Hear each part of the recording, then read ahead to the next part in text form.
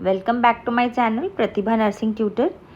तो आज की वीडियो में हम नर्सिंग एप्टीट्यूड के बहुत इंपॉर्टेंट मेडिकल टर्म्स पढ़ेंगे जो PPMT nursing entrance exams interview और वाइवा के लिए इम्पॉर्टेंट रहने वाले हैं। ये टर्म्स हॉस्पिटल में भी यूज़ होते हैं और एमसीक्यूज़ में भी डायरेक्टली पूछे जाते हैं। मैं आपको हर टर्म इजी लैंग्वेज और एग्जांपल्स के साथ सब एक्सप्लेन करूँगी ताकि आप इजीली याद रख सको। तो वीडियो को एंड तक ज़रूर देखना।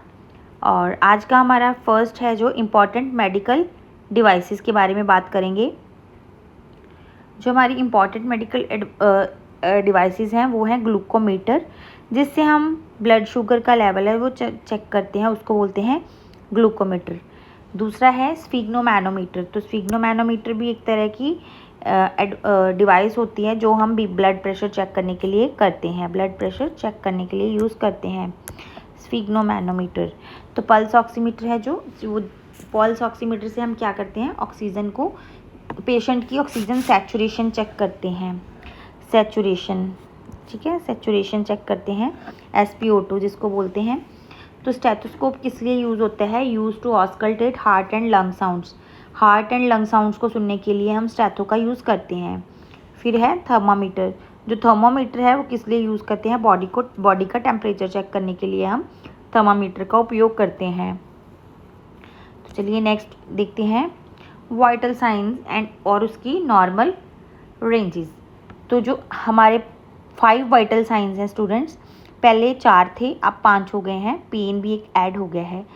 तो ये बहुत इम्पॉर्टेंट है क्वेश्चन कि एक जो नया वाइटल साइन, मतलब कि कितने वाइटल साइन है उसमें से कौन सा है जो जैसे ऐसे ऑप्शन दिए हुएंगे आपको, ठीक है, तो आप उसमें से पेन भी होगा, तो पेन भी एक तरह का वाइटल साइन है, इम्पॉर्टेंट है, इसके ऊपर स्टार लगा लो, ये आ सकता है पेन, ठीक है। तो 5 वाइटल साइंस हैं, 5 वाइटल साइंस हैं टोटल, जिसमें heart rate, respiration rate, temperature, blood pressure and 5th है पेन। यह क्वेश्चन आपको MCQ ऐसे आ सकता है कि 5th वाइटल साइन बताओ, तो वो कौन सा है, वो पेन है। नेक्स्ट क्या है, हार्ट रेट। तो जो हमारी नॉर्मल हार्ट रेट होती है वो होती है 60 से 100 beats per minute, 60 to 100 beats per minute. अगर 100 पर मिनट है, अगर 100 पर मिनट से अगर ज़्यादा है तो ये है ग्रेटर देन, अगर 100 पर मिनट से ज़्यादा है तो वो टैकीकार्डिया हो जाता है। अगर 60 से कम है तो उसको क्या बोलते हैं, हम ब्रेडिकार्डिया बोलते हैं। नेक्स्ट देखिए रेस्पिरेटरी रेट है। जो नॉर्मल जो रेट होता है वो 12 से 20 पर मिनट होता है, 12 to 20 पर मिनट होता है। अगर 20 पर मिनट से ज़्यादा है तो उसको हम टैकीपीनिया बोलते हैं। अगर 12 से कम है तो उसे हम ब्रेडिपीनिया बोलते हैं। नेक्स्ट है ब्लड प्रेशर, बहुत ही इंपॉर्टेंट है। जो नॉर्मल ब्लड प्रेशर होता है वो होता है 120/80 mm ऑफ Hg मर्करी, ठीक है। mm ऑफ Hg का मतलब है जो वो मर्करी ऑफ Hg उसको बोलते हैं। जो हाई बीपी होता है, जब हाई बीपी हो जाता है 120 से जब बढ़ जाता है बीपी, तो उसे हम क्या कहते हैं, हाइपरटेंशन कहते हैं। अगर बीपी कम हो जाए, जैसे कई बोलते कि मेरा 60 है, ऊपर वाला 90, नीचे वाला 60 है, सिस्टोलिक और डायसिस्टोलिक, तो उसे क्या बोलते हैं, लो बीपी बोलते हैं। हाइपर का मीनिंग होता है हाई और लो का मीनिंग होता है मतलब कम। अगर किसी पर्सन का बीपी नॉर्मल से ज़्यादा हो, मतलब कि 120 से ज़्यादा हो, तो उसे हम क्या कहते हैं, उसे हम हाइपरटेंशन, हाई बीपी कहते हैं, हाइपरटेंशन कहते हैं। अगर किसी का बीपी कम हो, जैसे किसी का 90/60 है या उससे कम है, तो उसको हम हाइपोटेंशन में कंसीडर करते हैं। इसके सिम्टम्स होते हैं, ये बहुत ही आजकल चल रहा है, हर किसी का बीपी बढ़ता है। जैसे गर्मियों में हमारा बीपी कम हो जाता है क्योंकि हम वाटर इनटेक कम करते हैं। तो जो है इसके साथ होता है, हाइपरटेंशन के साथ होता है हेडेक, डिजीनेस, स्ट्रेस और चेस्ट पेन। अगर हमारा BP less than normal blood pressure हो तो उसको हाइपोटेंशन कहते हैं। अगर बीपी बहुत लो हो जाए, जैसे 90/60 हो, तो उससे हाइपोटेंशन कहते हैं। हाइपो का मतलब होता है लो, ठीक है। इससे वीकनेस फील होती है, बंदे को चक्कर आने शुरू हो जाते हैं, फेंटिंग भी फील हो सकती है, गिरा गिरा सा महसूस करता है, कई बार फेंट भी हो सकता है पेशेंट। ठीक है, तो ये है हमारे ब्लड प्रेशर के क्वेश्चंस। नेक्स्ट है नॉर्मल बॉडी टेम्परेचर। जो नॉर्मल बॉडी टेम्परेचर होता है वो 96.8 degree Fahrenheit to 98.6 degree Fahrenheit तक होता है, इसकी नॉर्मल रेंज है। अगर हम सेल्सियस में देखें तो 36.5 डिग्री सेल्सियस से लेकर 37.5 डिग्री सेल्सियस हो सकता है। तो देखिए, अगर हाइपरथर्मिया अगर हायर है, मतलब कि अगर 98.6 से फीवर है और टेम्परेचर है बॉडी का वो ज़्यादा हो जाता है, तो उसको हम क्या बोलते हैं, हाइपरथर्मिया। Hyper means high. इसमें क्या होता है, हाई फीवर होता है, हीट स्ट्रोक की वजह से भी हाइपरथर्मिया हो सकता है। एक्सेसिव हीट एक्सपोजर में जाते हैं तो भी हाइपरथर्मिया कॉमन है। नेक्स्ट है हाइपोथर्मिया। जो बॉडी का टेम्परेचर है वो बहुत कम हो जाए तो उसको क्या बोलते हैं, हाइपोथर्मिया। जैसे कोल्ड इन्वायरमेंट में जाते हैं तो बॉडी का टेम्परेचर लो हो जाता है। स्नो एरियाज़ वाले लोगों का जो बॉडी टेम्परेचर वो कम होता है, एक्सेसिव कोल्ड एक्सपोजर में ये होता है, तो पेशेंट की बॉडी है जो ठंडी पड़ने लगती है। तो आई होप कि आपको हाइपोथर्मिया एंड हाइपरथर्मिया क्लियर हो गया होगा। हाइपर मतलब ज़्यादा, हाइपो मतलब कम। बस ये चीज़ आपने याद रखनी है। ठीक है, नेक्स्ट है ब्लड रिलेटेड टर्म्स करते हैं। जो सबसे पहले है हेमाटोमेसिस। हेमाटोमेसिस में क्या होता है, इसमें क्या होता है, ब्लड इन वॉमिटिंग। अगर पेशेंट को वॉमिटिंग के साथ ब्लड आए तो उस कंडीशन को हम हेमाटोमेसिस कहते हैं। ये स्टमक अल्सर या इंटरनल ब्लीडिंग की वजह से हो सकता है। नेक्स्ट है एपिस्टैक्सिस। एपिस्टैक्सिस में क्या होता है, नोज़ ब्लीडिंग होती है। नोज़ ब्लीड को एपिस्टैक्सिस भी बोलते हैं, यानी नोज़ से ब्लड आना। तो ये रीज़न हो सकता है हाई ब्लड प्रेशर की वजह से। जैसे अभी समर्स का सीज़न है तो बहुत सारे लोगों को एपिस्टैक्सिस की प्रॉब्लम होती है, किसी इंजरी की वजह से या फिर ड्राई वेदर की वजह से एपिस्टैक्सिस हो सकता है। नेक्स्ट है ब्लड इन यूरिन। अगर यूरिन में ब्लड आए तो उसे क्या बोलते हैं, हेमेचूरिया। तो मैं इसका बताती हूँ, यूरिन में ब्लड आने को हम हेमेचूरिया बोलते हैं।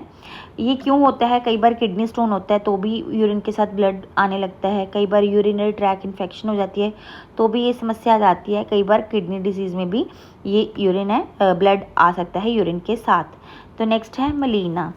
मलीना मतलब ब्लड इन स्टूल को, जब स्टूल में ब्लड आता है तो उसे क्या बोलते हैं, मलीना। यूजली स्टूल ब्लैक कलर का हो जाता है ड्यू टू डाइजेस्टेड ब्लड, तो ये गैस्ट्रोइंटेस्टाइनल ब्लीडिंग का साइन हो सकता है। नेक्स्ट है ब्लड इन स्पुटम। इसे क्या हम बोलते हैं, हेमोपेटाइसिस। तो कफ के साथ ब्लड आना हेमोपेटाइसिस कहलाता है। टीबी और लंग डिजीज़ में ये सिम्टम देखने को मिल सकते हैं, हेमोपेटाइसिस। नेक्स्ट है पस इन यूरिन, पायूरिया बोलते हैं इसको।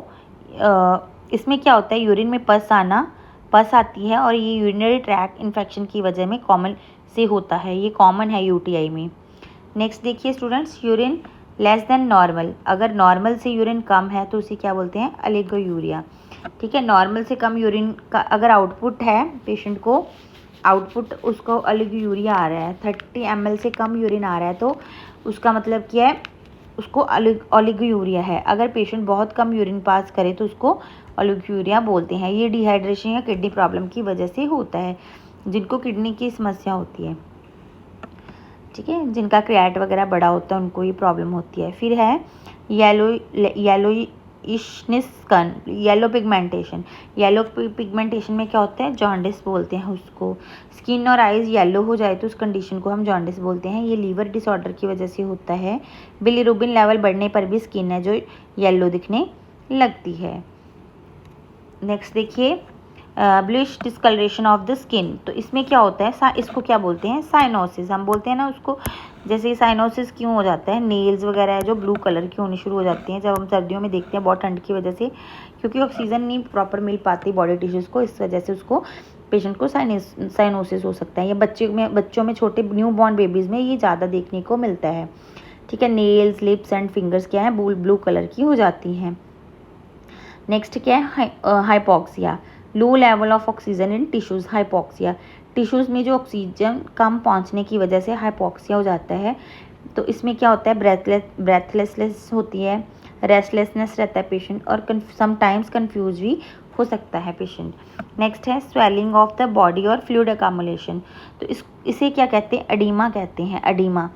ठीक है, आपने सुना होगा कि जैसे कई बार हम पैरों को दबाते हैं तो उसमें एक खड्डा सा पड़ जाता है। ठीक है, तो इसका मतलब है कि इस पेशेंट को एडीमा है। बॉडी में फ्लूइड अकामुलेशन की वजह से स्वेलिंग हो जाए तो एडीमा कहते हैं। जैसे example foot swelling, hand swelling या फेस स्वेलिंग एडीमा की वजह से होती है। सो बहुत ही इंपॉर्टेंट है। तो नेक्स्ट है एब्सेंस ऑफ ऑक्सीजन। अनॉक्सिया किसे कहते हैं? जब बॉडी में ऑक्सीजन कम्प्लीटली एब्सेंट हो जाए तो अनॉक्सिया कहते हैं। ये हाइपोक्सिया से भी मोर सीरियस कंडीशन होती है अनॉक्सिया। ठीक है, नेक्स्ट है फीलिंग ऑफ वॉमिटिंग। तो फीलिंग ऑफ, अगर कोई पेशेंट बोलता है, हमें कोई बोलता है कि मुझे ऐसा लग रहा है कि जिसमें से वॉमिटिंग आएगी पर आती नहीं, मुझे ऐसे घबराहट सी होती है, वॉमिटिंग जैसा फील होता है, तो उसको बोलते हैं नौजिया। वॉमिटिंग जैसा फील होना नौजिया कहलाता है। पेशेंट को लगता है कि उसे वॉमिटिंग आने वाली है। तो ये थे आज के क्वेश्चंस। आई होप कि आपको ये क्वेश्चन सारे पता चल गए होंगे। So friends, today we discussed very important nursing aptitude terms of PPMT and nursing exam. अगर आपको वीडियो हेल्पफुल लगी हो तो लाइक करें, शेयर करें एंड सब्सक्राइब करें और कमेंट करके ज़रूर बताएं नेक्स्ट किस टॉपिक पे आपको वीडियो चाहिए। Thank you for watching Pratibha nursing tutor.